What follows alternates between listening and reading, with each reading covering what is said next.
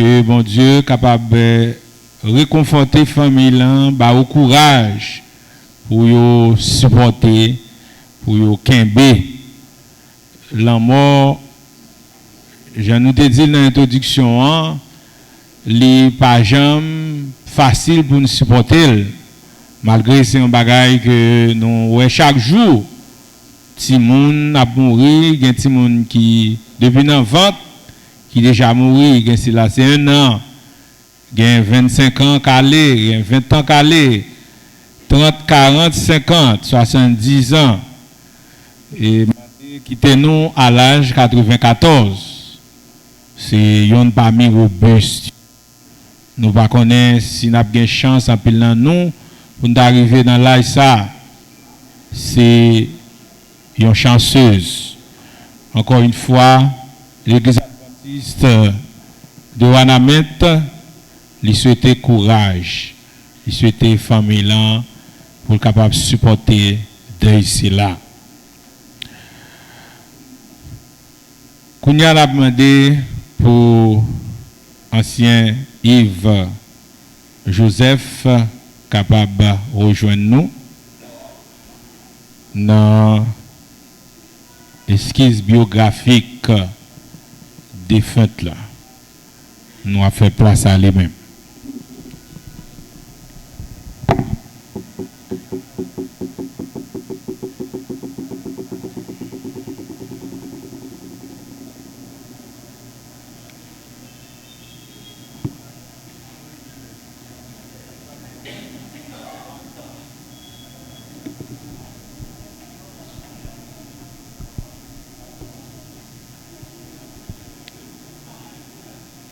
Messieurs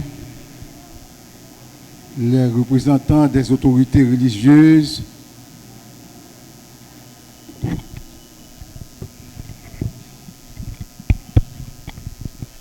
Messieurs les représentants des autorités religieuses,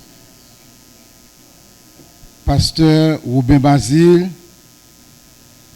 c'est lui le messager de cette cérémonie de grande facture. Messieurs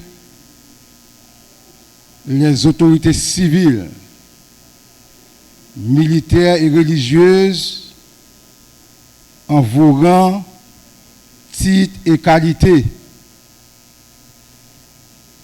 Messieurs les représentants de l'unité de lutte contre la corruption.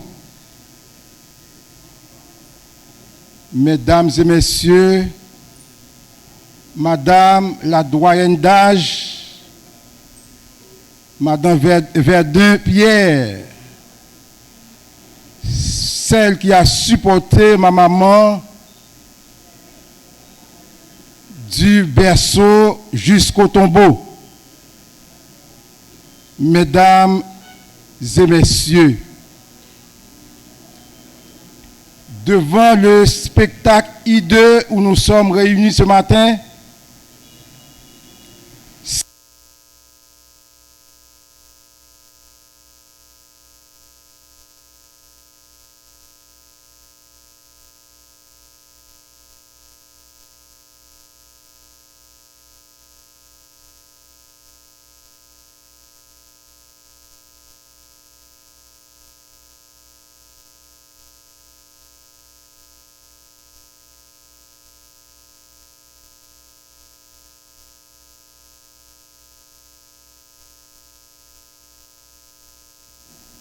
et aussi de mes sœurs consanguines et d'adoption, Judeline, Myrlande, Erta, Mauviette, de l'unité, de l'unique frère vivant de maman, M.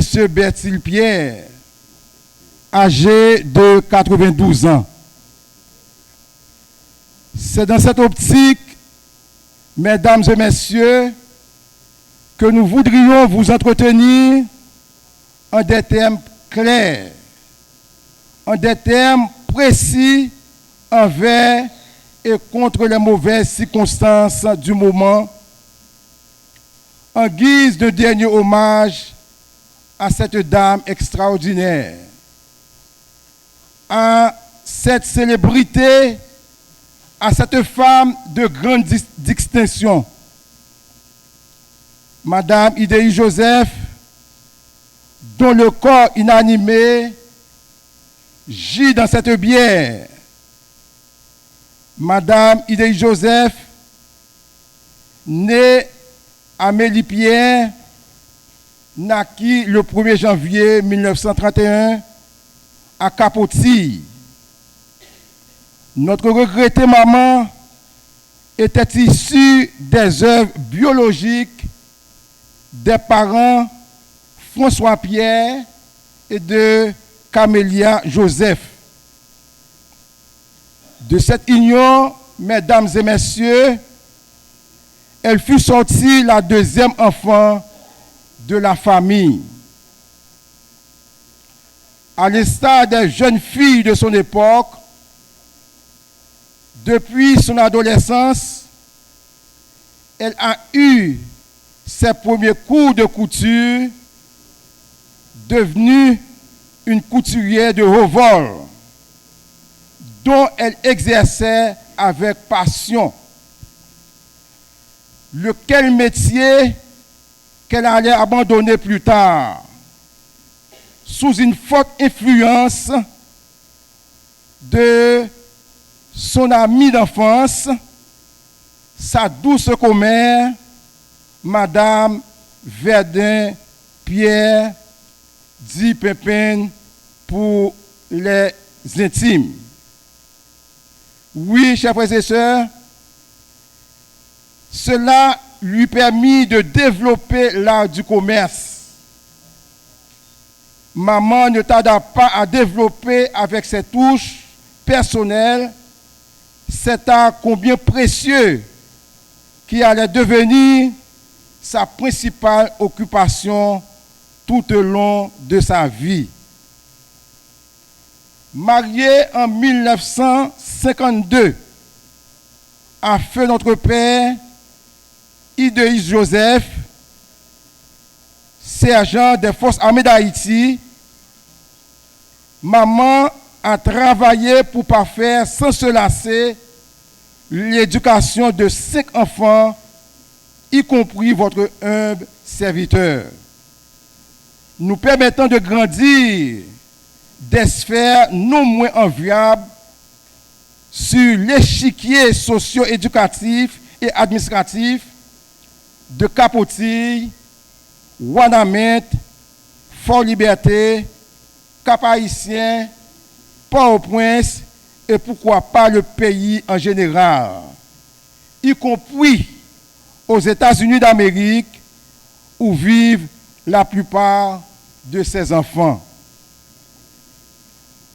Jouissant toujours d'une santé robuste, de la providence divine, maman a accompli des prouesses extraordinaires pour forger l'avenir, pour forger le devenir et le futur de ses progénitures.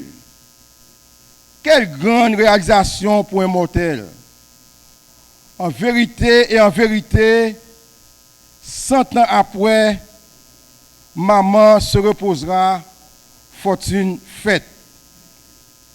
Cependant, depuis environ une dizaine d'années, elle a été contrainte par des maladies liées au 3e âge en général de rester clouée sur un lit de langueur.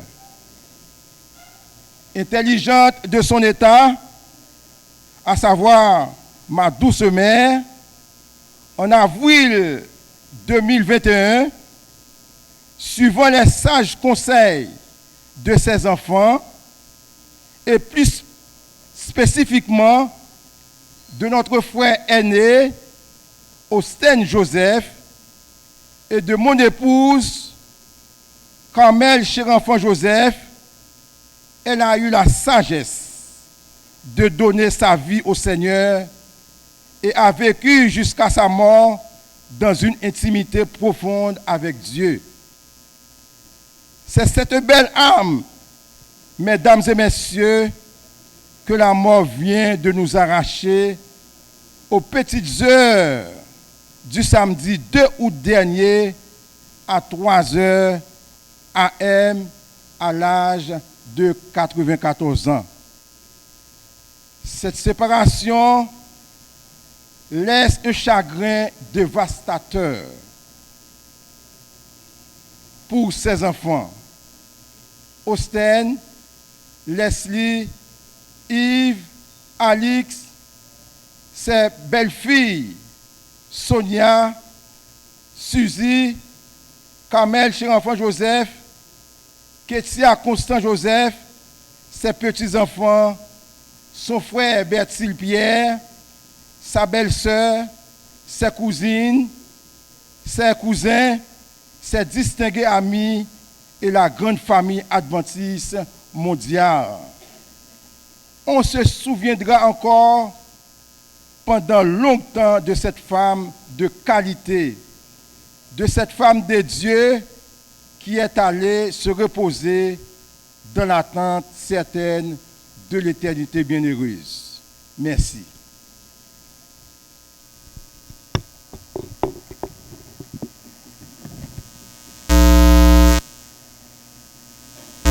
Un chant spécial dédié à cette activité.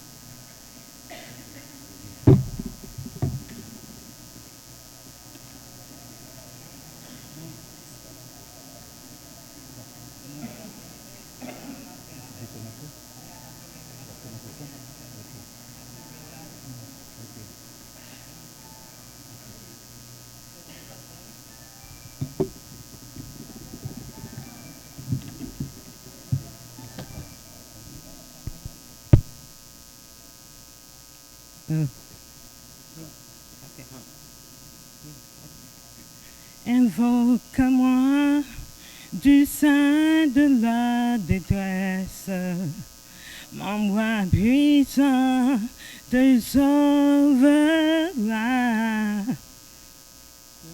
Dieu qui parle au croix en sa promesse, bien que ta voix exaltera. C'est Dieu qui parle au croix sa promesse, bientôt ta voix l'exaltera.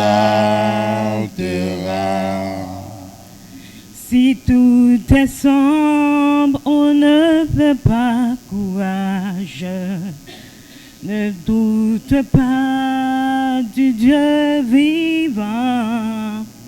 Même au milieu des fureurs de l'orage, demeure en paix, crois seulement. Même au milieu des fureurs de l'orage, demeure en paix, crois seulement. Mais n'attends pas que le mal te domine, que l'ennemi soit dans ton cœur. Elle est à toi, la puissance divine, saisis-la donc et sois vainqueur. Elle est à toi, la puissance divine, saisis-la donc et sois vainqueur. Jamais, jamais, Dieu qui fit la promesse ne manquera de l'accomplir. Que ton enfant sauvé de la détresse ne manque pas de le bénir. Que ton enfant sauvé de la détresse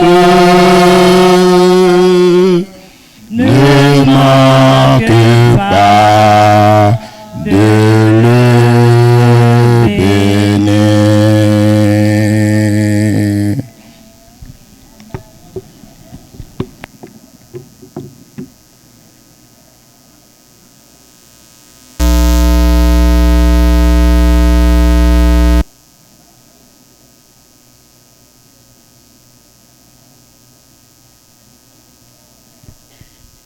Les paroles du numéro 399. Je connais un pays par-delà le ciel bleu. Je connais un pays par-delà le ciel bleu où tous les bienheureux seront auprès de Dieu dans le repos parfait, le séjour ravissant, la pluie de cruels, de douleur, de tourment, dans la maison là-haut, où je serai bientôt, rien ne troublera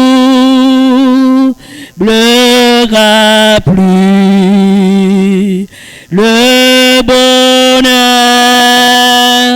des élus. Je connais un palais dans la sainte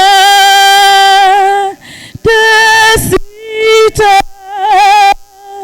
plein de chants ineffables et de félicité,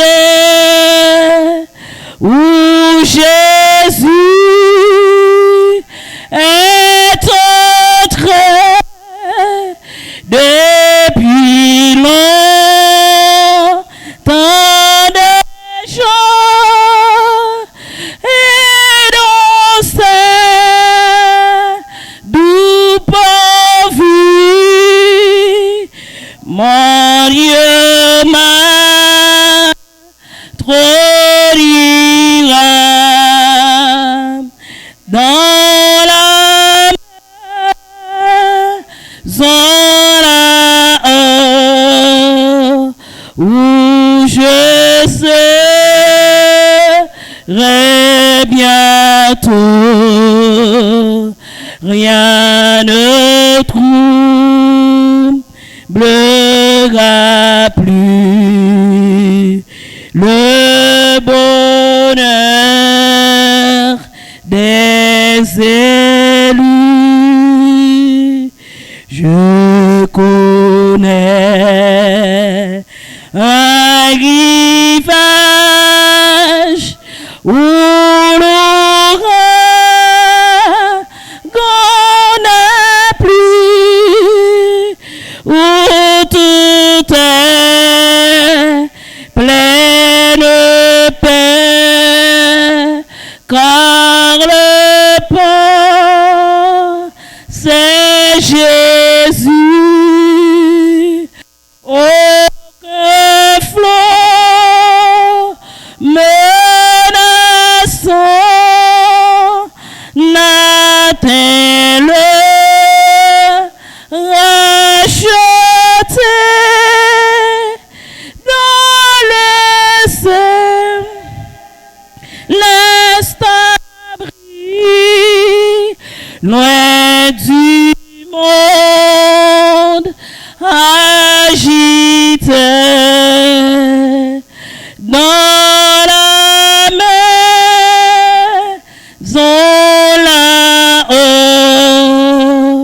où je serai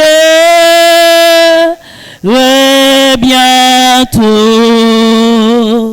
Rien ne troublera plus le bonheur des élus. Je connais un cantique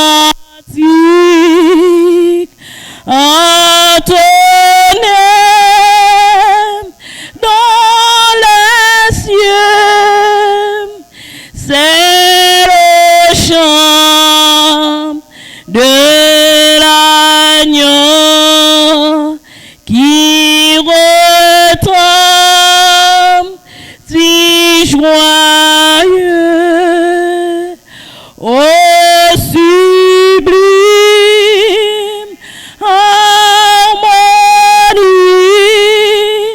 ô glorieux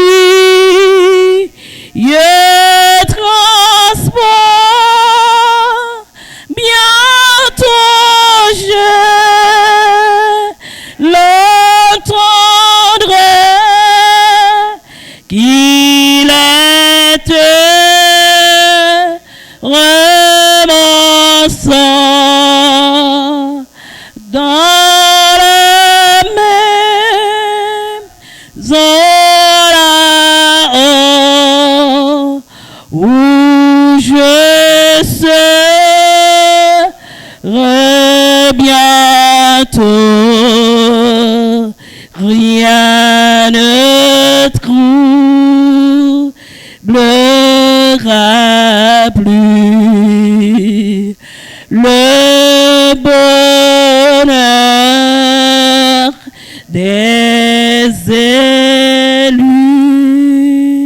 Merci.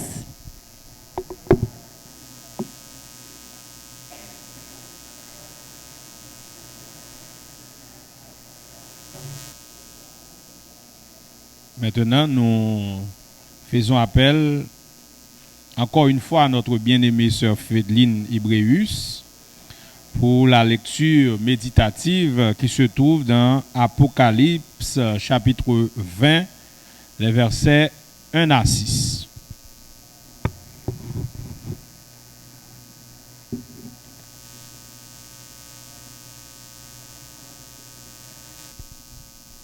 Cette fois-ci, je vous demande de vous mettre sur pied pour suivre la lecture de la parole de Dieu dans le livre de l'Apocalypse, soit chapitre 20, versets 1 à 6. Je donne lecture. Puis je vis descendre du ciel un ange qui avait la clé de l'abîme et une grande chaîne dans sa main. Il saisit le dragon, le serpent ancien, qui est le diable et Satan, et il l'y a pour 1000 ans.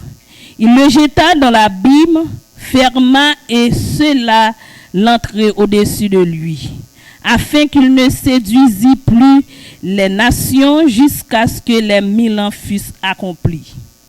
Après cela, il faut qu'il soit délié pour un peu de temps. Et je vis des trônes, et à ceux qui s'y assirent fut donné le pouvoir de juger. Et je vis les âmes de ceux qui avaient été décapités à cause du témoignage de Jésus et à cause de la parole de Dieu, et de ceux qui n'avaient pas adoré la bête ni son image, et qui n'avaient pas reçu la marque sur leur front et sur leurs mains. Ils revinrent à la vie et ils régnèrent avec Christ pendant 1000 ans. Les autres morts ne reviennent point à la vie jusqu'à ce que les 1000 ans furent accomplis. C'est la première résurrection. Maintenant, nous faisons place à M. Austin Joseph. C'est lui qui va présenter Maître Hans Jacques Ludwig Joseph dans les éloges funèbres. Je fais place à Austin Joseph.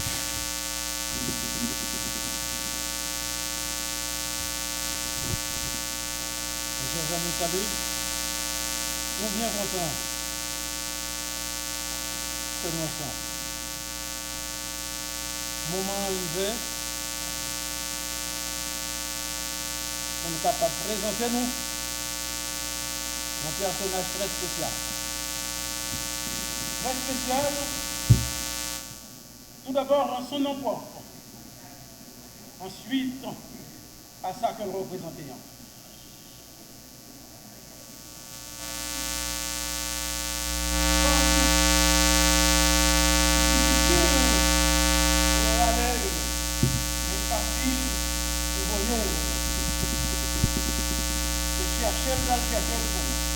Nous allons chercher et nous trouver. Moi, aimé, certes, des raisons d'absence. Maintenant, l'aimé de la famille, qui était là avec nous,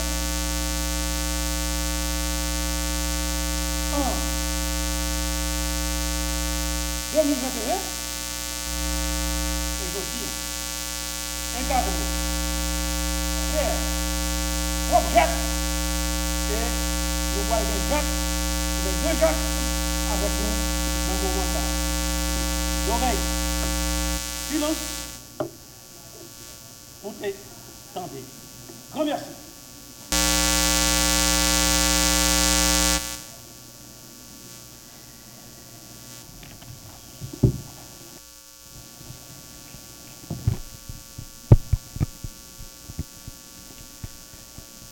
Distinguées autorités judiciaires, policières et politiques, chers collaborateurs et cadres de l'unité de lutte contre la corruption, chers parents éplorés, chers célébrants, chers amis, mesdames, messieurs. À 94 ans, notre ange gardien s'est envolé. À travers ces mots coincés et enclavés dans ma gorge, et que je m'empresse à égrener avec tendresse et solennité, je mesure pleinement la responsabilité qui est la mienne, la responsabilité qui m'est unanimement et humblement transmise de lire une icône, de décrire un ange à la peau humaine qui, dans sa singularité, a osé vivre 94 ans sur cette terre tourmentée d'Haïti. Amélie Pierre, ma douce grand-mère. J'ai dit qu'elle a osé vivre, sinon survivre, pendant 94 ans, car dans sa chair et dans son être, elle a affronté les défis les plus éreintants. Elle a résisté aux épreuves les plus harassantes. Elle a bravé les dangers les plus risqués dans le seul objectif de donner une existence et un avenir à ces 5 garçons, son aîné, mon feu père, Jacques-Joseph, que je représente avec mon grand frère et mes petites sœurs aujourd'hui, Osten, Yves, Leslie et Alix, mes oncles. Ce matin, dans l'enceinte du centre culturel Marie-Louise Croix-David, je ne suis pas venu ressasser la douleur immense qui légitimement nous envahit tous et toutes, notamment les enfants, les petits-enfants, les arrière-petits-enfants et le petit frère de la défunte. Je suis venu plutôt vous dire la sérénité qui accompagne ma grand-mère dans sa dernière demeure. Elle est partie sereine, sous le regard affectueux et plein d'émotion de ses enfants, notamment de mon oncle Alix avec qui elle cohabitait. Elle part assurée, elle part doucement, certes, succombée sous le poids de l'âge, mais sans agitation, sans regret, sans inquiétude et sans amertume. elle part convaincue qu'après avoir si bien semé, sa moisson est et restera bonne et prospère.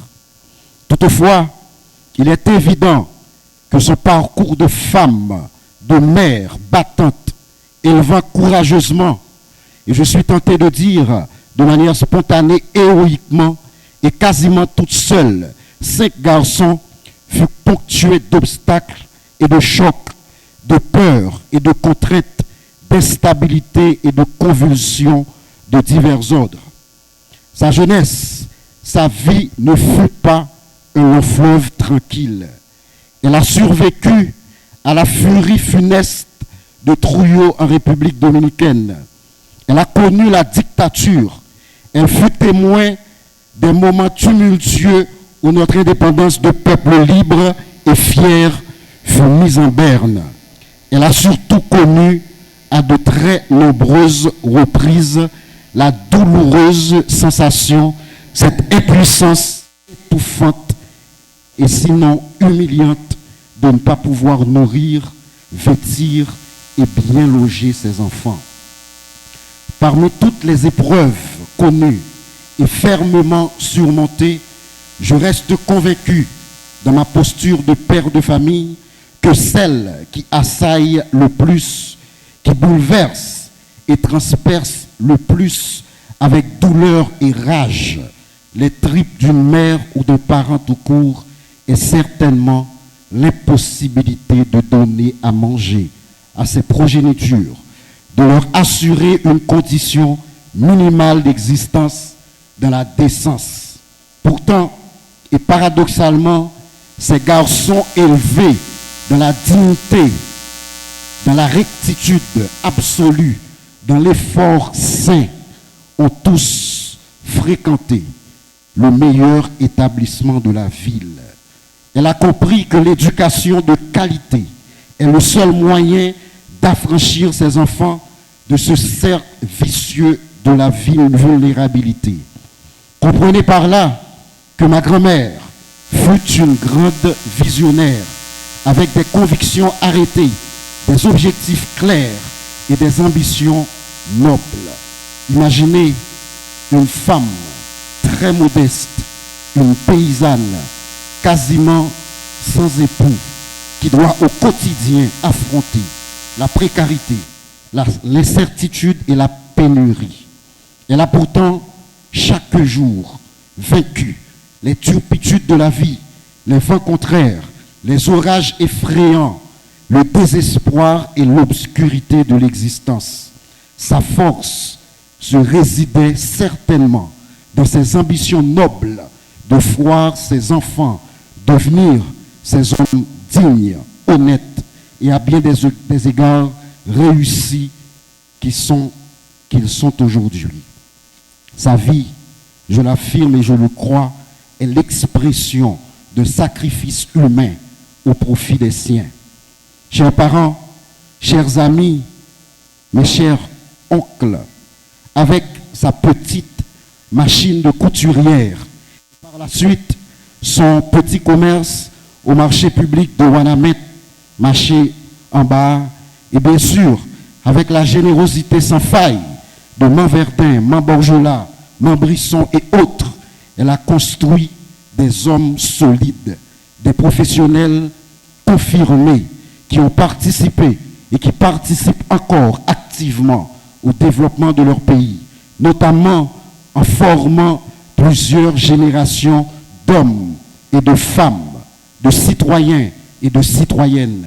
Son altruisme s'étendait vers de nombreux enfants de familles plus humbles que la nôtre. Sa maison a toujours été un foyer d'accueil. Avec amour, elle accueillait, elle partageait le très peu qu'elle possédait. Des cousins, des cousines, des neveux, des nièces, des enfants de ses amis, tous avaient la possibilité de trouver doux refuge dans sa petite maison hospitalière. Je ne comptais plus les visages accueillis par ma grand-mère, des gens qui jusqu'à présent j'appelle tonton, tantane, cousin, cousine, sans forcément savoir le lien de famille qui nous lie. Le seul lien retenu et qui nous intéresse, qui nous intéressait et qui nous intéresse encore, est celui qui nous rattache à Grande. Ce lien très fort, incassable, imprescriptible et inoxydable. J'en ai en mémoire ton François qui est derrière moi, Mona que je vois dans la salle, Marie, cousin Abner, cousine Gerline, cousine Roselaine et que sais-je encore. Ma grand-mère fut cette belle âme humaine qui croyait en l'amour et qui cultivait la solidarité et le don de soi en dépit de la situation difficile, sudite et de ce quotidien incroyablement éprouvant. Partisane acharnée, rassurez-vous, de l'ordre et de la discipline, faiseuse d'hommes de caractère, elle a transmis à ses enfants, ses petits-enfants et ses arrière-petits-enfants ces principes immanents qui pour elle inviolables puisque sacrés. D'elle, on a appris la fermeté, l'intransigeance devant la morale, devant l'immoral, pardon, et le mal. D'elle, on a appris à cultiver l'excellence et la patience. D'elle, on a appris à transformer les défaites et les obstacles en opportunités et en victoires. D'Amélie Pierre, ma grand-mère, on a appris la résilience, la constance dans le respect des valeurs sociales conventionnelles et des lois immuables de la nature. De ma grand-mère, personnellement, j'ai appris à lutter avec bravoure, sans considération, sans exclusion, contre les atteintes à la probité et à la corruption. Je suis aujourd'hui extrêmement fier d'être le produit dérivé de cette femme de valeur, ma grand-mère, Amélie Pierre. Chers parents éplorés, chers amis de la défunte, tandis que nous célébrons la vie de cette grande dame, entourée de ceux et de celles qui l'aiment, nous avons l'obligation de rendre gloire à Dieu pour ses bienfaits constamment renouvelés. Il a décidé souverainement de rappeler auprès de lui sa servante après une vie remplie et une mission pleinement accomplie. Il a décidé de reprendre, que sa sainte volonté soit faite. Grande est définitivement parti. Ces bonnes actions marqueront des générations. Enfin, l'amour que nous lui portons ne cessera jamais de renouveler de génération en génération. Pour ma part, je te dis, ma grand-mère, bon vol, mon ange. Et pour d'autres, je dis, repose en paix, Grande, dans les bras de Dieu que tu as choisi. Nous t'aimons sans commune mesure. Je vous remercie.